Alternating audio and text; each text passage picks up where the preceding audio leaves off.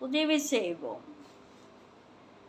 அறிந்தவர் தெரிந்தவர் யாராக இருந்தாலும் நாம் ஒரு ஆபத்து காலத்தில் நம்மால் முடிந்த உதவிகளை நாம் செய்ய முன்வர வேண்டும். நாம் மற்றவர்களுக்கு முன் வந்தால் நமக்கு கண்டிப்பாக ஒருவர் முன் வருவார். நாம் உதவி செய்ய தயக்கம் கொண்டால் மற்றவர்களும் நமக்கு உதவி செய்ய தயக்கம் கொள்வார்கள். அதாவது ஒரு நல்ல காரியத்திற்கு தயக்கம் என்றுமே கூடாது. ஒரு கெட்ட செயலை செய்வதற்கு தயக்கம் கொள்ளலாம், அது நல்லது. ஆனால் ஒரு நல்ல காரியம் ஒருவருக்கு உதவி செய்யும் பொழுது, அதுவும் ஒரு உயிரை காக்கும் உதவி செய்யும் பொழுது மிகவும் நல்லது. உயிர் போனால் மீண்டும் வருமா? திரும்ப வராது.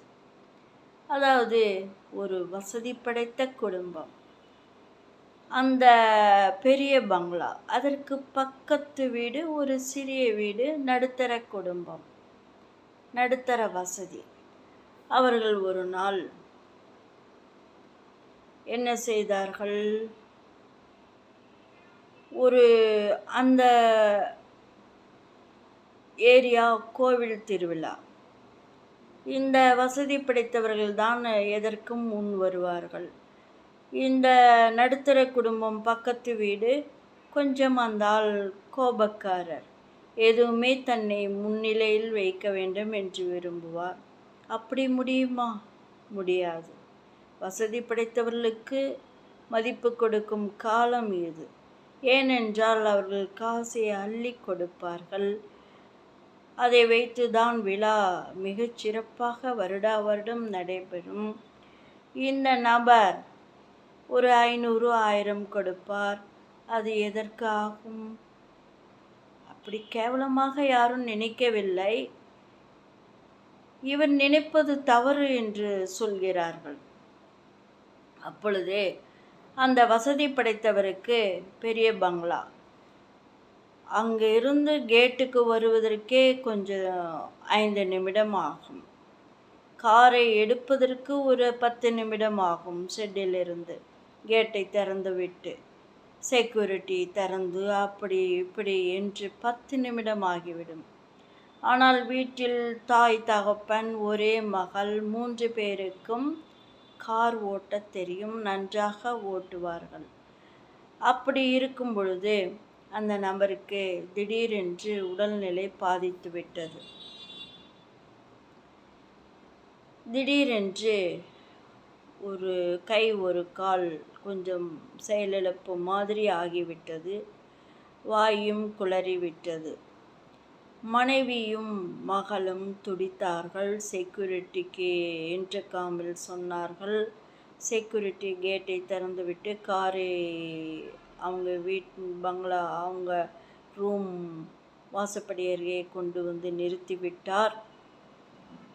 கார் கதவுகளையும் திறந்து விட்டார். அம்மா, நானே காரை ஓட்டி கொண்டு வரட்டுமா என்று கேட்டார். மகள் சொன்னார், எல்லாம் திறந்த போட்டபடி இருக்கிறது, பூட்டுவதற்கு கால அவகாசம் இல்லை, நான் என் அப்பாவை அழைத்து கொண்டு போகிறேன் என்று சொல்லிவிட்டு தகப்பனை செக்யூரிட்டியின் உதவியுடன் காரில் அமர்த்தினார். சத்தம் போட்டார் பக்கத்து வீட்டில் உள்ளவர்களுக்கு. பக்கத்து வீட்டில் உள்ளவர்கள் நின்று கொண்டு வேடிக்கை பார்த்தார்கள். மாடியில் நின்று யாரும் வரவில்லை. எவ்வளோ சத்தம் போட்டும் வரவில்லை. என்ன செய்வது? அதாவது யார் விரோதியாக இருந்தாலும் அவர்களுக்கு ஆபத்து காலத்தில் தக்க சமயத்தில் உதவி செய்ய முன்வர வேண்டும். இதுதான் மனித இனத்துக்கு அடையாளம். அப்படி இல்லாமல் வேடிக்கை பார்த்தார்கள். கணவனும் மனைவியும் ஒரு மகனும் மகளும் வேடிக்கை பார்த்தார்கள். இந்த பெண் கையை காட்டி, வாங்கள் வாங்கள், எங்கள் அப்பாவை பாருங்கள், சீக்கிரம் ஹாஸ்பிட்டல் போக வேண்டும், நான் வண்டியை ஓட்டி கொண்டு வருகின்றேன், நீங்கள் எங்கள் அப்பாவை தூக்கி கொண்டு வாருங்கள் என்று கதறியும் கொஞ்சமும் அசரவில்லை. அந்த ஆள் ஒரு முரடன் மாதிரி. மனது கல் மனது இரக்கம் கொள்ளாது. இந்த பெண் அம்மாவை ஏற்றிக்கொண்டு வேகமாக பறந்தார். அப்பொழுது அருகில்தான் ஆஸ்பத்திரி, பெரிய ஆஸ்பத்திரி, ஒன்றும் பிரச்சனை இல்லை. அவர்கள் சொன்னார்கள், கொஞ்சம் காலம் தாமதமாகிவிட்டது, கொஞ்சம் முன்னாடி வந்திருந்தால் இதை பரிபூர்ண சுகம் செய்திருக்கலாம். சில நோய்களுக்கு குறிப்பிட்ட கால அவகாசத்துக்குள் வந்தால் பூரண விடுதலை கிடைக்கும். கொஞ்ச கால தாமதமாகிவிட்டது என்று மருத்துவர்கள் சொன்னார்கள். இந்த பெண்ணுக்கு மிகவும் வருத்தமாகிவிட்டது. மேலே வேடிக்கை பார்த்து கொண்டிருந்த பக்கத்து வீட்டுக்காரை எவ்வளவு சத்தம் போட்டு அழைத்தும் அவர்கள் வரவில்லை. அதை நினைத்து வருந்தினார். இப்படியும் மனிதர்கள் இருப்பார்களா என்று நினைத்தார். ஆனால் இந்த பெண் ஒரு நாள் அவர்கள் குடி வந்த டைமில் அந்த ஆளுக்கு ஒரு சின்ன விபத்து ஏற்பட்டு விட்டது. அங்கேயே கீழே விழுந்து விட்டார் மயக்கம் போட்டு வீட்டு காம்பவுண்டுக்குள். இந்த பெண் தான் ஓடிப்போய் அங்கிள் அங்கிள் என்று தூக்கி கொண்டு ஆஸ்பத்திரியில் கொண்டு சேர்த்து உயிரை காப்பாற்றியது. அதை அவர் மறந்து விட்டார். இப்பொழுது தகப்பன், நம்ம அப்பா இவ்வளவு வசதி வாய்ப்புகள் இருந்தும், பல கோடிக்கு அதிபதியாக இருந்தும் இப்படி இருக்கின்றாரே, ஏமாந்து விட்டோமே. இங்கே வாங்க இங்கே வாங்கன்னு நம்ம கூட்டிகிட்ருக்கிற நேரம் செக்யூரிட்டியும் நானும் ஒரு அவசர ஆத்திரத்துக்கு ஒரு பெட்ஷீட்டில் அவரை போட்டு ஆளுக்கு ஒரு பக்கம், அவரை தூக்குறதுனா சிரமம், பெட்ஷீட்டை அந்த பக்கம் இந்த பக்கம் ஜம் காலத்தை பிடித்து காரில் அப்படியே தூக்கி கொண்டு போயிருக்கலாம். வாங்க பிடியுங்க தூக்குங்க என்று காலத்தை ஓட்டி விட்டோமே, இப்பொழுது இப்படி இருக்கின்றாரே என்று அந்த பெண் மிகவும் வருந்தினாள். தாய் அழுது கொண்டு இருந்தார். தாயை தேற்றுவதற்கு முடியவில்லை. தகப்பனார் வாய் பேச வரவில்லை. கண்ணீர் மட்டும் சிந்தினார். ஞாபகம் இருக்கின்றது அவருக்கு. சரி, இன்னொரு 10 நாட்களுக்கு ஆஸ்பத்திரியில் அட்மிட் ஆகி இருக்க வேண்டும் என்று மருத்துவர்கள் சொல்லிவிட்டார்கள். தீவிர சிகிச்சை பிரிவில் இன்னும் 2 நாட்கள் இருக்கட்டும் என்று சொன்னார்கள். மகளோ, எங்கள் அப்பா எத்தனை நாளைக்கு இருந்தாலும் பரவாயில்லை, எத்தனை கோடிகள் செலவானாலும் பரவாயில்லை, அவரிடம் ஏகபோக காசு இருக்கின்றது, அவரே தான் சம்பாதித்து அத்தனையும் வைத்திருக்கின்றார், யாருடைய சொத்தும் கிடையாது, அவரை எப்படியாவது சரி செய்து விடுங்கள் என்று கதறினாள் மகள். அதுக்கு மருத்துவர்கள் சொன்னார்கள், காலம் கடந்து விட்டால் அவ்வளவுதான், எதுவுமே காலம் கடந்தால் சிக்கல்தான். நீங்கள் படித்த பெண் தானே, ஏன் அக்கம் பக்கம் இங்கே வாங்க அங்கே வாங்க, அவங்க வரல, வேடிக்கை பார்க்குறாங்க, நீங்கள் டப்புன்னு தூக்கி கொண்டு வந்திருக்கலாம். செக்யூரிட்டி ஒருவர் இருக்கிறார், நீங்கள் இருக்கிறீர்கள், 3 இருக்கிறீர்கள் அல்லவா, ஏன் இப்படி செய்து விட்டீர்கள், உங்கள் மேல்தான் தப்பு என்று சொன்னவுடன் அதை நினைத்து இந்த பெண் மிகவும் வருந்தினாள். தாய்க்கும் ஆஸ்பத்திரியில் இருக்கவே அவருக்கும் உடல்நிலை பாதித்து விட்டது. அவரையும் அங்கேயே அட்மிட் செய்து விட்டார்கள். இந்த பெண் நிலை தடுமாறி விட்டாள். காலத்தை வீணாக்கியதால் எவ்வளோ சிரமம் என்று, ஐயோ கடவுளை ஏமாந்து விட்டனே என்று கதறினாள். கடவுளிடம் மன்னித்துக்க கடவுளே, மன்னித்துக்க கடவுளே என்று பைத்தியம் காரியம் மாதிரி உளறிக் கொண்டே இருந்தாள். ஆனால் ஒரு மிராக்கிள் நடந்துவிட்டது. தகப்பனுக்கு கைகால் நன்றாக செயல்பட ஆரம்பித்து விட்டது. பேச்சும் நன்றாக பேச ஆரம்பித்து விட்டார். தாயும் உடல்நிலை தேறிவிட்டார். அதாவது நாம் மற்றவர்களுக்கு நல்லது செய்யும் பொழுது ஆண்டவர் அதை விரும்புவார், நம்மை நல்ல குணமாக்குவார்.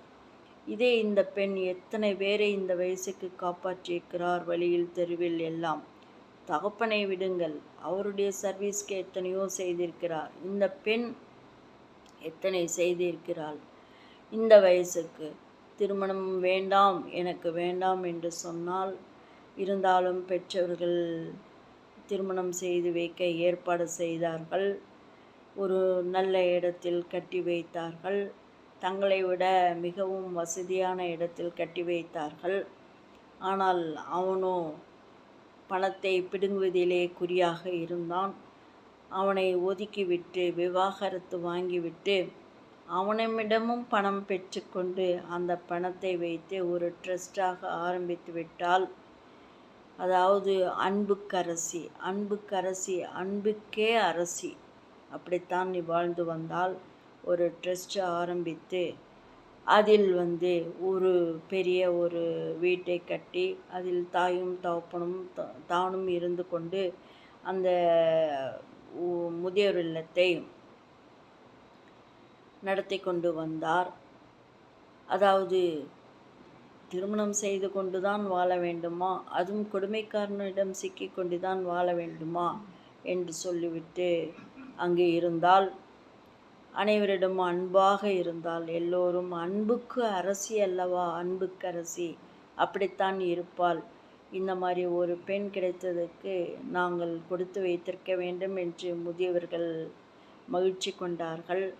அனைவருக்குமே நேரத்துக்கு சாப்பாடு, மருத்துவ வசதி மெயினாக, அனைவரும் ஒன்று கூடி பேசுவதற்கு வசதியாக ஒரு ஹால், இப்படி ஒரு 10-50 பேர்த்தை வைத்து நிர்வகித்து வந்தால், அதாவது பணம் கட்டுபவர்களுக்கு ஒரு ரூமும், பணம் கட்டாமல் இலவசமாக ஒரு 10 பேர்களுக்கு ஒரு பெரிய ஹாலில் நீட்டாக பாய் படுக்கை கொடுத்து படுக்க வைத்து துணிமணி இது மருத்துவ செலவு எல்லாம் இலவசமாக செய்து வந்தால் அன்புக்கரசி. இதை செய்து வரும் பொழுது அன்புக்கரசிக்கு மனம் எல்லையில்லா மகிழ்ச்சி கொண்டது. இதை பார்த்து கொண்டிருக்கும் பெற்றோர்களும் மகிழ்ச்சி அடைந்தார்கள். அவர்கள் இப்பொழுது எந்த நோயும் அவர்களை தாக்கவில்லை. இந்த தனிமையாக பங்களாவில் வாழ்ந்து கொண்டு இருக்கும்போது அவர்கள் மன உளைச்சலில் இருந்தார்கள். இந்த மாதிரி இடத்துக்கு வந்த பிறகு அவர்கள் மகிழ்ச்சி வெள்ளத்தில் மிதந்தார்கள். மற்றவர்களிடம் அளவாக நன்றாக பேசி சந்தோஷமாக இருந்தார்கள். இப்படி இருக்கும் பொழுது அங்கு ஒரு ஆண்டு விழா நடந்தது. 1 வருடம் ஆகிவிட்டது. இந்த அன்புக்கரசி என்ற பெயரில் இந்த ஓல்டேஜ் ஹோம் இருந்தது. அந்த அன்புக்கரசி ஒரு பேச்சை பேசினால், அதாவது வயதானவர்களுக்கு நாம் சொத்து பத்து சேர்த்து வைக்காவிட்டாலும் பரவாயில்லை, அவர்களை அனுபவிக்க விடாவிட்டாலும் பரவாயில்லை, குழந்தைகள் அவர்கள் வயதான காலத்தில் அவர்களுக்கு பணிவிடை என்பது மிக மிக முக்கியம். அன்பாக பேசி அனுசரணையாக பேசி அவர்களுக்கு பணிவிடை செய்து அவர்களை பாதுகாக்க வேண்டியது குழந்தைகளின் கடமை. குழந்தைகள் அப்படி செய்யாவிடில் இந்த மாதிரி இடம் அவர்களுக்கு ஒரு பாதுகாப்பாக இருக்கும், மகிழ்ச்சியை கொடுக்கும். இப்படித்தான் இந்த மாதிரி இடத்தில் சேர வேண்டும். குழந்தைகளே செய்ய வேண்டும் என்று எதிர்பார்க்கக்கூடாது. அவர்கள் செய்தாலும் செய்யாவிட்டாலும் நாம் இந்த மாதிரி ஒரு இடத்தை தேடி கொண்டு சுகத்தை அனுபவிக்கலாம். இதில் ஒன்றும் கேவலம் இல்லை என்று எல்லோருக்கும் விழிப்புணர்வு கொடுத்தால், அதை பத்திரிகைக்காரர்கள் பாராட்டி எழுதினார்கள். அன்புக்கரசி மிகவும் சந்தோஷப்பட்டால், தான் பிறந்த பலனை அனுபவித்து விட்டோம் என்று மிகவும் மகிழ்ச்சி கொண்டாள். பெற்றவர்களும் இந்த மாதிரி ஒரு பெண் குழந்தையை நாம் பெற்றெடுத்ததுக்கு மிகவும் மகிழ்ச்சி என்று உரையாற்றினார்கள். தாங்கள் குடியிருந்த பங்களாவை விற்றுவிட்டார்கள். அடுத்ததாக தொழிலையும் வேறு ஒருவருக்கு நண்பருக்கு கைமாற்றி விட்டார்கள். எல்லா பணத்தையும் பேங்கில் போட்டு அதிலிருந்து வரும் இன்ட்ரெஸ்ட் எடுத்து இந்த முதியோர் இல்லத்தை ஓல்டேஜ் ஹோமை நடத்தி கொண்டு வந்தார்கள். முதல் பாட்டுக்கு முதல் இருக்கின்றது. இவர்களுடைய அந்த பேங்கில் போட்ட வருமானத்தில் இன்ட்ரெஸ்டில் தான் இவ்வளோ செலவுகளையும் தாட்டி கொண்டிருந்தார்கள். அப்பொழுது எத்தனை கோடி அவர்களிடம் இருந்திருக்கின்றது பாருங்கள். எத்தனை கோடி இருந்தாலும் நிம்மதி அங்கு இல்லாமல் இருந்தது. ஒன்று. பங்களாவில் சத்தம் போட்டால் கூட வெளியில் செக்யூரிட்டி கூட காது கேட்காமல் இருந்தது. அக்கம் பக்கத்தில் கைதட்டி வாங்க வாங்க என்று கூப்பிட்டாலும் வருவதற்கு ஆட்கள் இல்லை. ஆனால் இந்த பெண் இப்பொழுது அன்புக்கரசி யார் ஒரு ஊன்னாலும் அதை பணிப்பெண்களை விட்டு நன்றாக கவனிக்கச் சொல்கின்றாள். உடனே மருத்துவரை வரவழைக்கின்றாள். அவர்களும் ஏதாவது முடியாதிருந்தால் உடனே அங்கு உள்ள ஆம்புலன்ஸில் வாங்கி வைத்துள்ளார்கள். அழைத்து கொண்டு அருகில் உள்ள ஆஸ்பத்திரிக்கு சென்று உடனடியாக சிகிச்சை கொடுக்கப்பட்டு அவர்களுக்கு அந்த நோயை தீர்க்கும்படி செய்கிறாள். இப்படி ஒரு நல்ல ஓல்டேஜ் ஹோம் இந்த நம்ம ஸ்டேட்லேயே பார்த்ததில்லை என்று அனைவரும் மகிழ்ச்சி கொண்டார்கள். இப்படி இருக்கும் பொழுது அங்கு 50 பேர் என்பது 100 பேர் ஆகிவிட்டது. இலவசமாக 50 பேர் என்று ஆகிவிட்டது. இப்படி ஓல்டேஜ் ஹோம் மிகவும் பிரபலமாகிவிட்டது. எண்ணிக்கையும் அதிகரித்து விட்டது.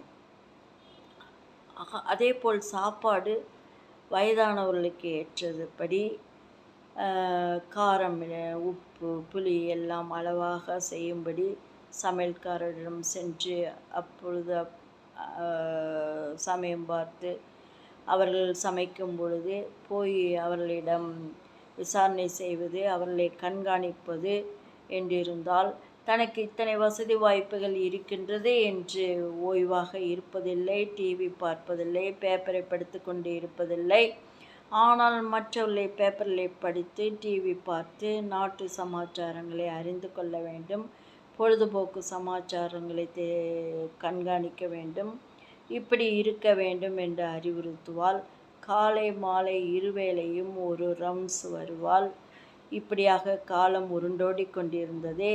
அன்புக்கரசிக்கும் வயதாகிவிட்டதால் அங்கேயே அன்புக்கரசியும் தங்கிவிட்டாள். பெற்றவர்களுக்கு மிகவும் வயதாகிவிட்டது. மற்ற ஆட்கள் அன்புக்கரசியும் பெற்றவர்களையும் நன்கு கவனித்து வந்தார்கள். இப்படியாக காலம் ஓடிக்கொண்டிருந்தது. இவள் அன்புக்கரசியின் பெயரோ அதாவது நாடளவில் பரிமாற்றம் ஏற்பட்டது. எல்லோரும் புகழ்ந்தார்கள். அதாவது விருது வழங்கும் விழாவும் வந்தது. அரசாங்கம் அன்புக்கரசிக்கு விருது வழங்கியது. அதாவது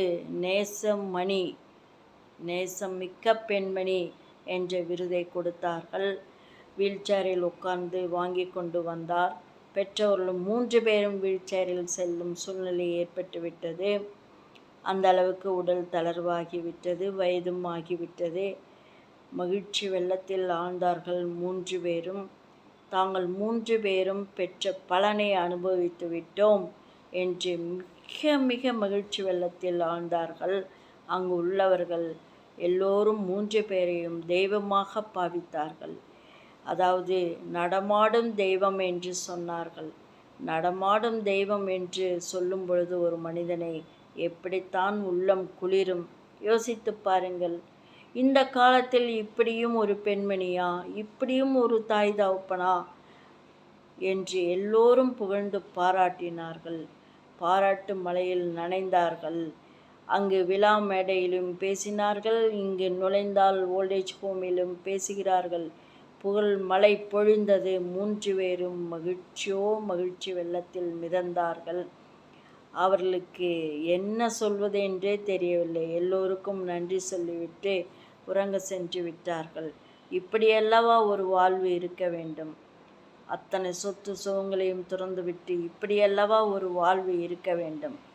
அதாவது காசு பணத்துக்கு ஆசைப்பட்டு இருந்து கொண்டால் அவர்களுக்கும் சிக்கல். அந்த பங்களாவில் இருந்து கொண்டு, அவ்வளோ பெரிய பங்களாவில் மற்றவர்கள் இத்தனை பேர் இப்படி மகிழ்ச்சி வெள்ளத்தில் மிதக்க முடியும்.